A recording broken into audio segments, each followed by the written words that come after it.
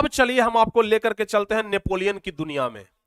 अब चलिए हम आपको लेकर के चलते हैं नेपोलियन की दुनिया में। जरा कहानी को ध्यान से सुनिएगा, बड़ा जबरदस्त कहानी है, लगेगा कि हाँ कोई है आदमी। कल हम आपको बता रहे थे 1789 ईस्वी के क्रांति के बारे में। सब कुछ याद है ना? ध्यान से सुनिएगा, एकदम खिस्सा कह रहे हैं, कहानी कह रहे हैं, एकदम अच्छे तरीके से याद होना चाहिए। कल हम आपको बताए थे प्यारे बच्चों 1789 ईस्वी के क्रांति के बारे में। 1789 ईस्वी के क्रांति के बारे में। हालांकि एक क्रांति तो हम भी करना चाह रहे हैं, बिहार बोर्ड में ना टॉपरों की क्रांति। हमें ऐसा लगता है ना कि टारगेट बोर्ड का इतना नाम हो कि बिहार बोर्ड में लोग जाने कि मैट्रिक की तैयारी करनी है तो आंख मूंद करके टारगेट बोर्ड में एडमिशन ले लो। मैट्रिक की तैयारी करनी है, टारगेट बोर्ड ज्वाइन कर लो।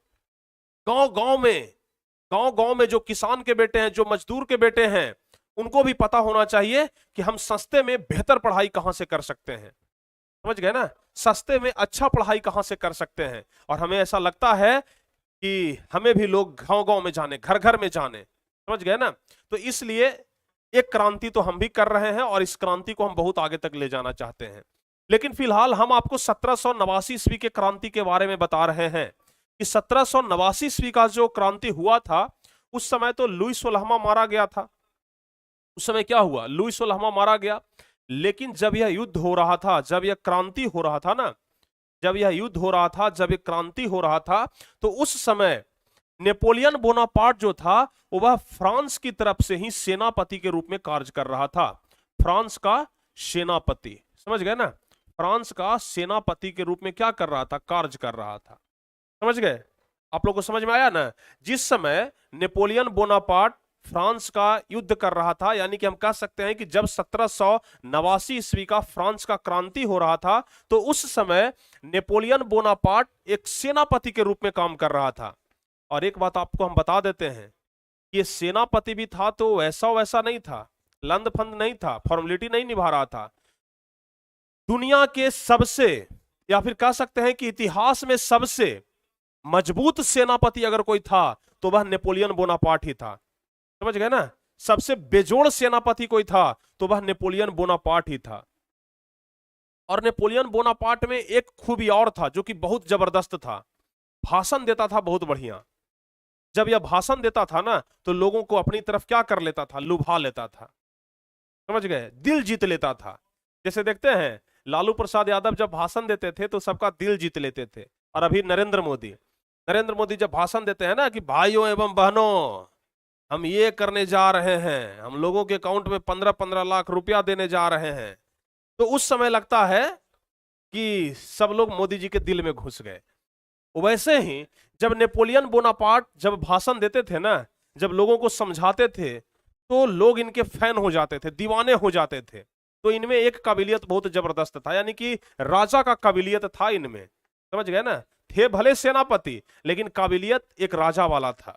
तो ध्यान से समझिएगा, जिस समय 1789 ईस्वी का फ्रांस का क्रांति हुआ तो उस समय यह एक सेनापति के रूप में काम कर रहे थे, लेकिन इतिहास में इनका नाम सबसे जबरदस्त सेनापति में था, सबसे ताकतवर सेनापति में था, सबसे बेजोड़ सेनापति में था। लेकिन जैसे ही 1789 ईस्वी का फ्रांस की क्रांति हुई, जैसे ही 1789 ईस्वी का क्रांति हुआ, इनको लगा कि भाई राजगद्दी तो खाली हो गया, अब राजा तो कोई है नहीं, राजा तो लुई सोलहवां था, वो मारा गया, अब राजगद्दी खाली है। अब जो सबसे ताकतवर होगा, जिनके पास सबसे ज्यादा बुद्धि बल विवेक होगा, वह राजा के गद्दी पर बैठेगा। अब नेपोलियन को लगा कि हम भाषण अच्छा से कर लेते हैं, हम भाषण बहुत बढ़िया दे देते हैं, और हम सेनापति भी बहुत जबरदस्त हैं, लोगों को हम पर भरोसा है, तो क्यों ना हम राजनीति में एंट्री मार ले और राजा के गद्दी तक पहुंचने का प्रयास करें। यानी कि अब नेपोलियन बोनापार्ट सेनापति से ना राजा बनने का सपना देखना शुरू कर दिया। इसको लगा कि अब हम राजा बन सकते हैं। समझ गए? तो अब नेपोलियन बोनापार्ट क्या करता है? राजनीति में प्रवेश करता है। समझ गए? अब नेपोलियन बोनापार्ट राजनीति में प्रवेश कर दिया, छोड़ दिया सेनापति वाला काम, कहा कि अब सेनापति नहीं रहेंगे, अब राजा बनेंगे। समझ गए? तो वह क्या करता है? अब राजनीति में प्रवेश करता है। तो खैर राजनीति में तो प्रवेश कर गया, लेकिन पहले जान तो लें कि आखिर नेपोलियन बोनापार्ट का जन्म वगैरह कब हुआ था।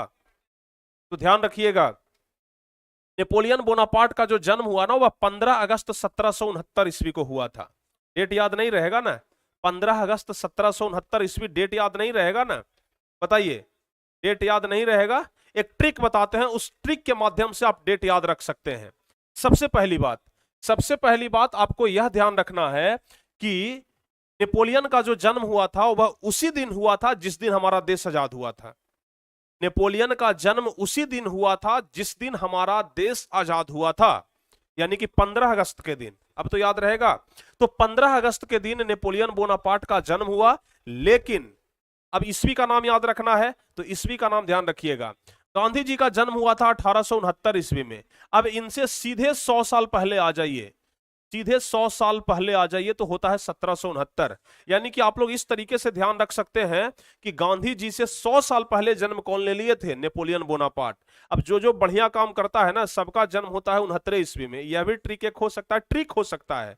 जैसे 1769 ईस्वी में जन्म ले लिए नेपोलियन बोनापार्ट, बढ़िया काम किया। 1869 ईस्वी में ले लिए गांधी जी जन्म, बढ़िया काम किए।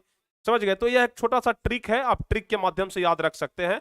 तो नेपोलियन बोनापार्ट का जन्म कब हुआ? 15 अगस्त 1769 ईस्वी को। याद रहेगा? नेपोलियन बोनापार्ट का जन्म कब हुआ? 15 अगस्त 1769 ईस्वी को। अब देखते हैं, जब कोई बच्चा जन्म लेता है, अगर बचपन में उसका थोड़ा सा फेस का रंग काला है तो नाम रख देता है सब कारा, अगर फेस का रंग गोरा है तो नाम रख देता है गोरका। यानी कि बचपन में कुछ अलग नाम रहता है, बाद में फिर लोग उसका नाम चेंज कर देते हैं। तो उसी तरीके से नेपोलियन बोनापार्ट का बचपन का नाम था नेपोलियन दी बोनापार्टे। समझ गए? नेपोलियन दी बोनापार्टे, नेपोलियन के बचपन का नाम था नेपोलियन दी बोनापार्टे। ठीक है? तो आप लोग बस इतना याद रखिए, ऑब्जेक्टिव के लिए इतना काफी है। ऑब्जेक्टिव में नेपोलियन से संबंधित यहां से 2 क्वेश्चन पूछेगा कि उनका जन्म कब हुआ और बचपन का नाम क्या था। तो जन्म हुआ 15 अगस्त 1769 और जन्म हुआ और बचपन का नाम क्या था? नेपोलियन दी बोनापार्टे। अभी हम आपको बताएं कि फ्रांस की क्रांति के समय सेनापति के रूप में काम कर रहा था। समझ गए ना? जिस समय फ्रांस का क्रांति हुआ 1789 ईस्वी में, तो उस समय यह फ्रांस में सेनापति के रूप में काम कर रहा था। और साथ ही साथ हम आपको यह भी बताएं कि इतिहास में नेपोलियन को विश्व के सबसे महान सेनापतियों में गिना जाता है।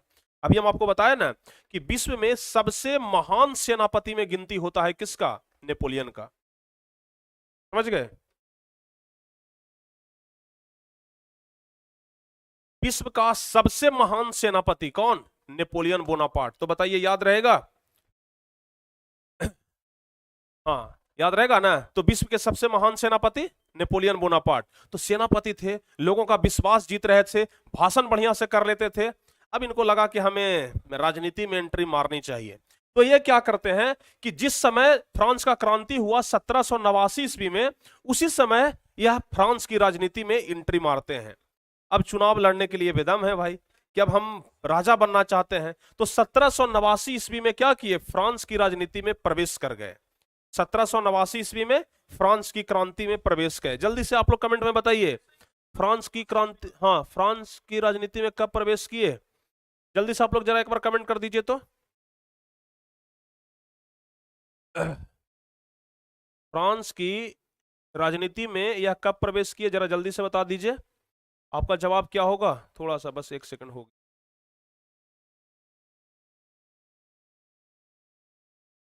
समझ गए? तो क्या बताया? 1789, यानी कि जिस समय फ्रांस की क्रांति हुई ना, उसी समय यह फ्रांस की राजनीति में प्रवेश कर गए। समझ गए? और चूंकि इनके पास हुनर था, महान सेनापति थे, काबिलियत था, तो यह बहुत जल्द राजा भी बन गए। यानी कि 1789 ईस्वी में राजनीति में प्रवेश किए और 18 मई 1804 ईस्वी को वह सम्राट बन गए, राजा बन गए भाई। नेपोलियन अब राजा बन गया। लुई सोलहवां जैसे ही मरा, नेपोलियन को चांस मिल गया। अब नेपोलियन क्या हुआ? राजा बन गया।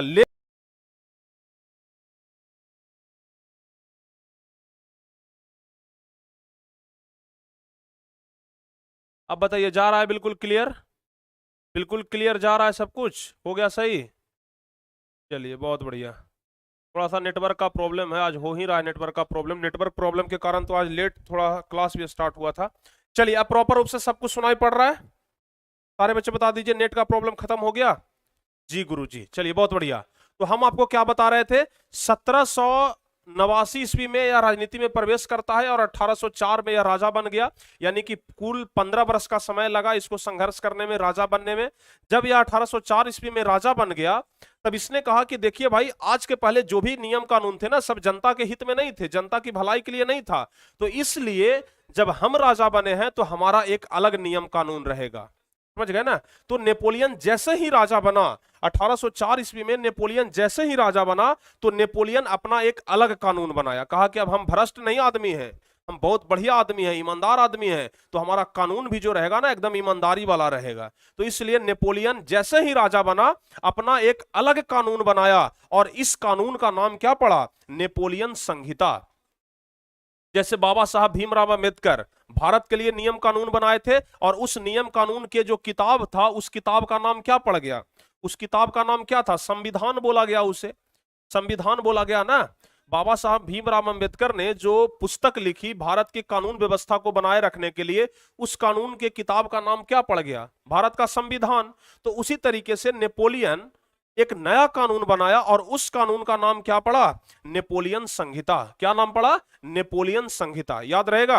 बताइए, नेपोलियन संहिता याद रहेगा ना? सारे बच्चे एक बार कमेंट बॉक्स में लिखिए नेपोलियन संहिता, ताकि आप लोग को याद हो जाए। और अगर आपसे पूछा जाएगा कि नेपोलियन संहिता किस वर्ष प्रकाशित हुआ, तो फिर आपका जवाब क्या होगा? अगर आपसे पूछा जाएगा कि नेपोलियन संहिता किस वर्ष प्रकाशित हुआ, तो फिर आपका जवाब क्या होगा? नेपोलियन संहिता प्रकाशित हुआ था 1804 ईस्वी में ही। जिस समय वह राजा बना था उसी समय नेपोलियन अपना कानून बनाया। तो राजा कब बना? 1804 में। तो नेपोलियन संहिता भी कब लागू हुआ? 1804 में।